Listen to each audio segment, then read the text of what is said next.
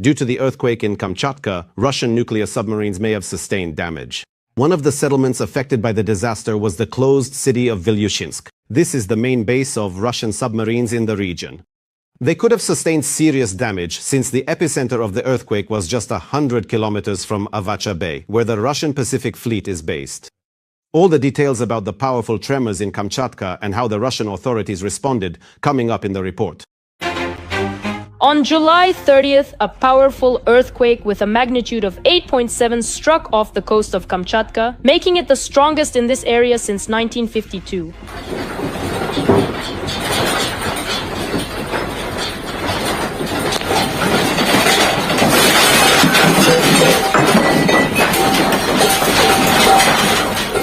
It was felt throughout the entire region, destroyed homes and a tsunami threat stretching from Japan all the way to Chile.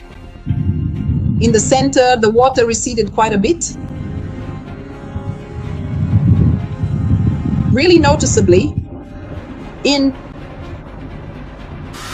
the Elizavetinsky district of Kamchatka, a tsunami 3 to 4 meters high was recorded.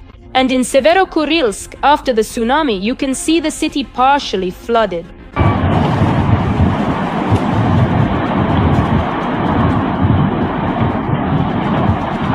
And now, regarding the statements, here, a Russian seismologist gave his assessment of the situation. This, unlike the events of July 20th, can already be classified as a unique event. Even the regional minister of digital development, Nikolai Kiselev, spoke out, announcing what is probably a very important piece of news. At the moment, all communication nodes have been restored and are under constant monitoring. The zonal trunk communication channel was also not affected. But the Russian Ministry of Emergency Situations itself is actually saying that there was apparently no tsunami at all. The Kamchatka Tsunami Observation and Warning Center declared a tsunami threat in several municipalities of the Kamchatka territory. There was no significant rise in water level. The magnitude of the underground tremor was 7.1 according to instrumental data. The tremor was felt in several settlements with an intensity of up to 8 points. At the same time, we are seeing footage from the same Severokurilsk. But for some reason, the official reports do not clarify this, as if by not calling it a tsunami, the problem simply doesn't exist.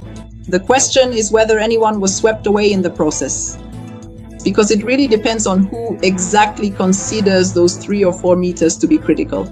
For example, as a resident of St. Petersburg, a city that has suffered from floods for many years, I know perfectly well that for a flood in St. Petersburg, 3 meters is quite a critical level. It's so strange how they talk about this. Well, it's quite possible that it's because the authorities once again have, let's say, kind of failed and they want to claim that nothing serious happened.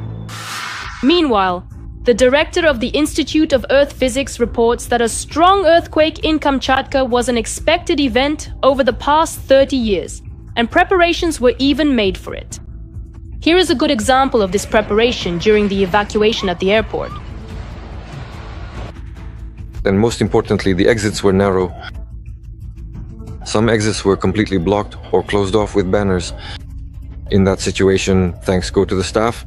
They figured it out and placed carts so that we could crawl under those banners and curtains through those blockages to get to the first floor and exit into the inner courtyard. So were they really prepared after all? It's just interesting. How exactly? No one can ever predict an earthquake with certainty. That's a well-known fact. Not even the director of the Institute of Earth Sciences can do it. The fundamental thing is, yes, of course, it is entirely possible to discuss an increase in seismic activity within a particular geographical area, but absolutely no one possesses the capability to accurately predict an earthquake or a volcanic eruption with any true precision or certainty. You can only roughly estimate the likelihood of it increasing. In Russia, they report the successful evacuation of about 3,000 people and that there are no casualties. But here are those very uninjured people who can't even get out of bed on their own. Girls, help me. There, that's the little corner. Oh, they took Olga away. Oh God, how is she doing there?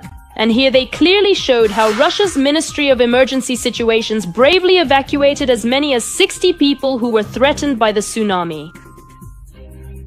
Thank you very much.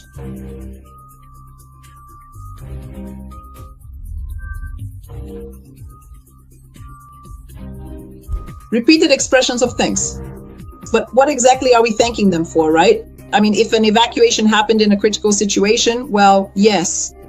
But what else is the Ministry of Emergency Situations supposed to do?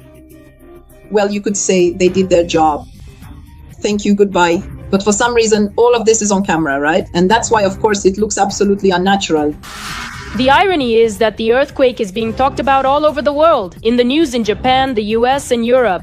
Only in Russia itself is there informational restraint and not a word from Putin or his cronies.